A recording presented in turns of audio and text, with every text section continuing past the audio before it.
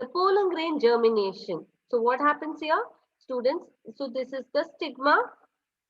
Okay, this is the stigma. Here what happens? The pollen grain comes here and they attach to the stigmatic surface. Okay, they attach to the stigmatic surface. Now what happens? The nutrients and the sucrose present here, the sucrose and the nutrients present here will help with these pollen grains to form a pollen tube. Will help these pollen grains to form a pollen tube. So what happens? A pollen tube is formed and the stigma part where it is a style, right? Yes or no? It is a style. This is a style. So what happens here? Pollen grains are grown. So one pollen tube is formed here and it reaches to the ovary. It reaches to the ovary. So when from this pollen tube, the male gamete, it moves to the ovary. This is ovary. Moves till the ovary and germinates it. Sorry, fertilizes it. Okay, and fertilizes it. And this is how the pollen germination takes place. Okay, can you see here in this picture? These are the pollen grains which forms this tube. This something off white, yellowish color you can see here. These are nothing but these are the pollen tubes and these are the pollen grains. Okay, students, these are the pollen grains. This is how the germination takes place, and when that pollen tube is formed, from there the male gamete moves till the ovary. Okay, the male gamete moves till the ovary.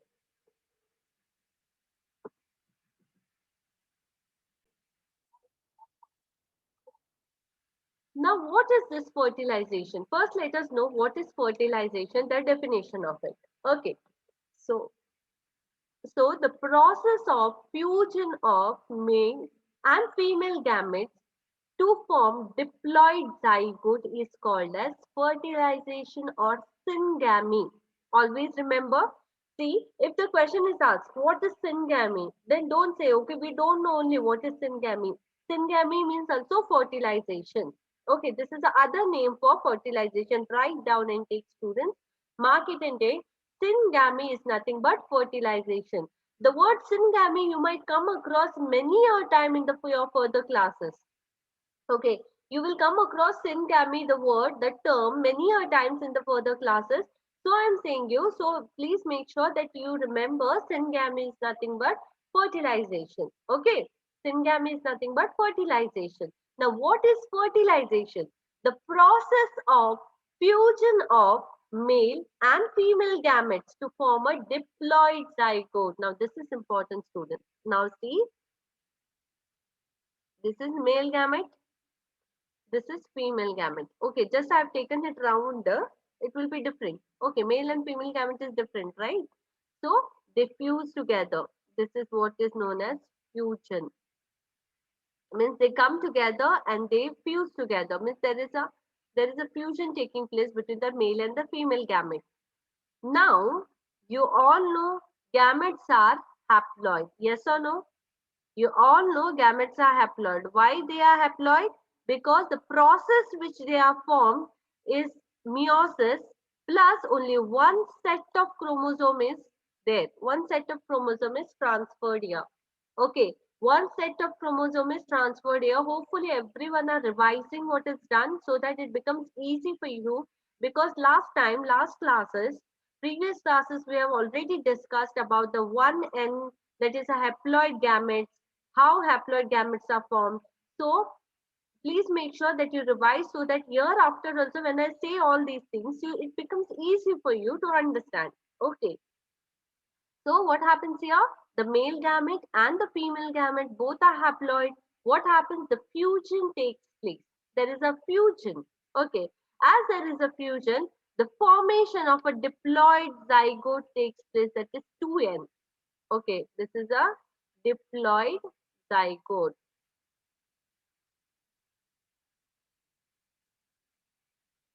This is a diploid zygote, 2N. Even though the both are haploid, male gamete is haploid, female gamete is haploid, when they fuse together, they form a diploid zygote. And this entire process is known as fertilization. This entire process, the fusion of the male and the female gametes to form a zygote or to form a diploid zygote is known as fertilization. Is known as fertilization. So the definition you can write down and take students. Definition is important. The process of fusion of male and female gametes to form diploid zygote, that is 2N, is called as fertilization or syngamy. Now coming to something very new phenomena, that is parthenogenesis. Okay, write down and take parthenogenesis. Now, what is this parthenogenesis? Questions are asked, okay, many time and again the question has been asked from this particular lesson, what is parthenogenesis? Or explain parthenogenesis. Now, you need to give the explanation for it. Now, what is this? What is parthenogenesis? So, in the members like rotifers, honeybees, in the members like rotifers, honeybees, and even some lizards and turkey birds, the female gamete undergo development to form a new organism without fertilization. Yes, very good. The formation of organism from unfertilized egg. Okay, so example, you can give honeybee, you can give lizards, you can give turkey birds, you can give rotifers, and the female gamete undergoes development to form a new organism without fertilization, and this phenomena is known as parthenogenesis. Okay, now what happens here? Say, this is a female gamete, students. Listen to me carefully. This is a female gamete. Okay, this is a female gamete. That is egg. Okay, if I take it as a egg, female gamete, what happens? It undergoes development, that it forms a new organism. It forms a new organism from an unfertilized egg. Now, what do you mean by this? That means this egg doesn't undergo fertilization, means there is no fusion of male and female gametes. Okay, there is no fusion of male and female gamete, and then one unfertilized egg only undergoes development to form a new organism. Undergoes development means this egg then forms all the processes of embryogenesis. Okay, you know, no? Embryogenesis. Okay, it undergoes embryogenesis, forming a new organism. Embryogenesis means what? From very small, it starts growing. Yes or no? From very small, tiny structure, it starts growing to give a new organism. Where at one point of time, the embryo starts growing hair, organs are formed, small this digits starts coming, that is fingers, they start getting fingers, they start getting toes, they start getting tiny legs. Okay, so those things, that process is known as embryogenesis. So what happens here? The egg doesn't undergo, it doesn't go undergo fertilization, and without fertilization it forms a new organism. Without fertilization it forms a new organism. That means the gametes, okay, the female gamete, okay, the female gamete do not fuse together, means there is no fertilization, there is no fusion of the male and the female gamete. Okay, there is no fusion between the male and the female gamete, and an unfertilized egg undergoes embryogenesis to give a new organism. Okay, one unfertilized egg undergoes embryogenesis to give a new organism. And what are the examples? The example for parthenogenesis is rotifers. Okay, it is rotifers, honeybee, lizards, turkey birds. Okay, honeybee, lizards, and turkey birds. They undergo, the female gamete undergo development, undergo development without undergo development to form a new organism without fertilization. Okay, is it clear?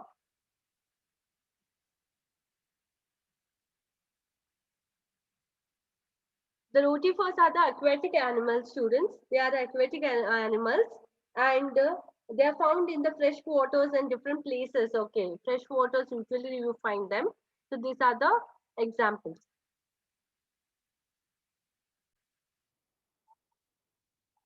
Types of fertilization important. Okay, types of fertilization important. Now, in types of fertilization, there are two types: external fertilization, internal fertilization. How many types? External fertilization and external fertilization. First point: fertilization occurs outside the body of the parents, is that in the external medium such as surrounding water. Fertilization that occurs outside the body of the parents is that in the external medium such as surrounding water. Okay, in the external medium such as surrounding water is known as external fertilization. What it is known as? External fertilization. This is a definition. The fertilization occurs outside the body of the parents is that in the external medium such as surrounding water. It occurs in the aquatic organisms like fishes and frogs. Yes, because most of the time the medium is water, right? So in the it occurs mostly in the aquatic organism like fishes, the frogs. In these organisms only you find this external fertilization. The major disadvantage of the external fertilization is that, what is a disadvantage maybe? So the major one is the gametes or the offsprings are vulnerable to predators, therefore they need to produce large number of gametes in order to ensure fertilization. Now students, let me come with the step by step one point by point. Okay. So the fertilization that occurs outside the body of the parents in the external medium, that is in the surrounding water, is called as external fertilization. This you got to know. This happens most of them in the aquatic animals like fishes and frogs. Important. Okay, you have to give the example. Now, what is the disadvantage? See students, now this what happens in the water. Okay, in the water, this they allow the gametes to go in the water. Okay, the large number of the gametes which are produced. So what happens mostly when they are produced, these gametes they are allowed to go in the water, they might wash off. Okay, they might wash off or they might be eaten by the other fishes. Okay, they might be eaten by the other fishes and other organisms. Okay, other organisms, I'll write organisms. So the other organisms also they might eat it, and fishes also, other fishes also might eat it. So what happens? They become vulnerable. They become vulnerable means they might die off. Okay, because they eat them up, right? So then there will be no gametes only. For example, if two gametes are produced by one organism, one fish produces two gametes. Okay, one fish produces these two gametes they produce, and both are eaten by this organism. Okay, both are eaten by this organism. That means there will be no growth. There will be no growth only of the fishes. Yes or no? So what they have to do? They have to adapt. They had adapted this thing that they produce large number of gametes, more number of gametes, so that if at least two are eaten, other gametes grow. They fertilize. Okay, they fertilize and grow into a new organism. They grow into a new organism. Okay, even though if two are eaten or one is eaten, or they are, if anything, they are destroyed, the other remaining will fertilize and grow into a new other organism.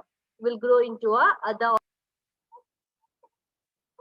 internal fertilization. So what is this internal fertilization?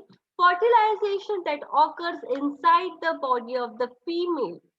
Fertilization that occurs inside the body of the female is nothing but internal fertilization.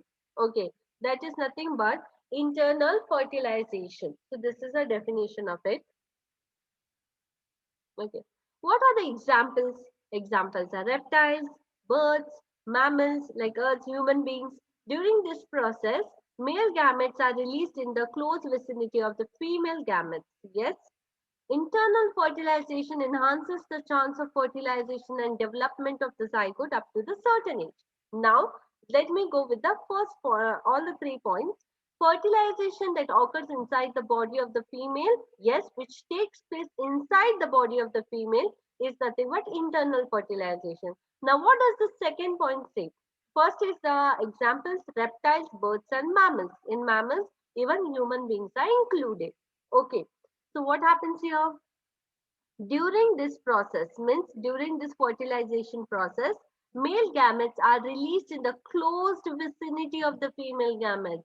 Yes, now during the sexual intercourse also, when the male gametes are released inside the body of the female, there also the ovum and the sperm are released nearby so that they can go and fertilize them.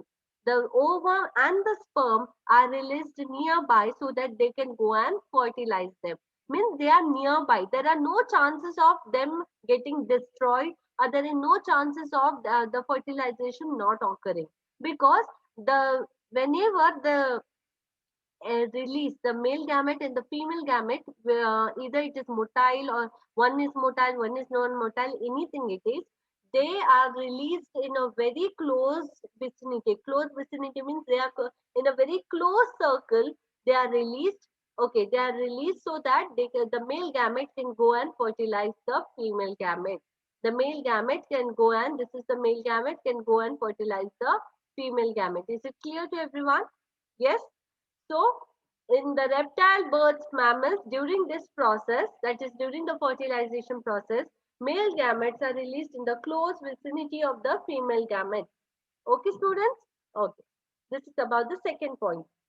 The third point is internal fertilization enhances the chances of fertilization and development of zygote up to a certain age. Yes, they enhances the chances of fertilization means because when you release the male gamete, that is sperm, inside the female,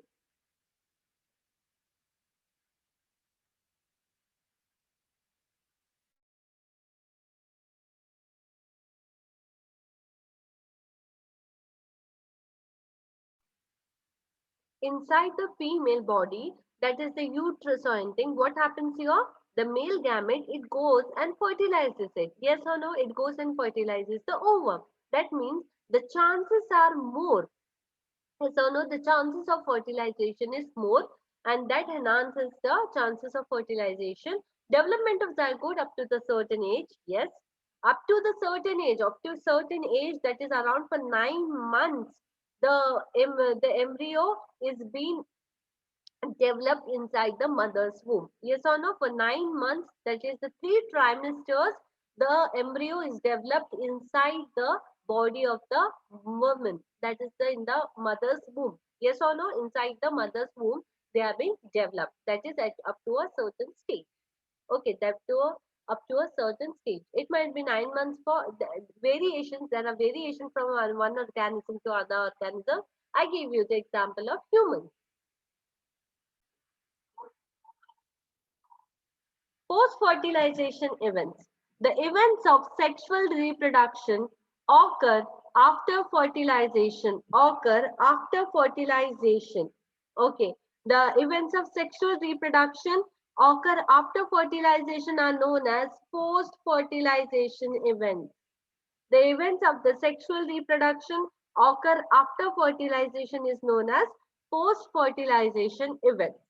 Now, what things are included in this post fertilization events?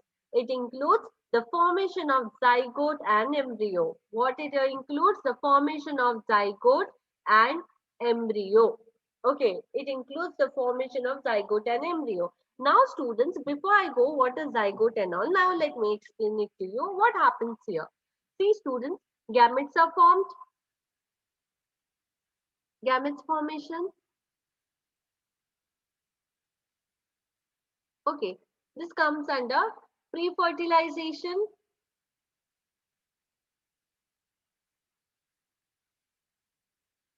Okay. Later gametes are formed now, two gametes, male and female gamete. Now what happens here? Fertilization takes place. In fertilization, these two gametes are fused. These two gametes are fused together. This is fertilization. The fusion of the male and the female gamete is known as fertilization. The gametes are fused. Now, this process is known as fertilization, only the fusion. Now, after fusion, what is produced, the zygote which is formed, the formation of zygote.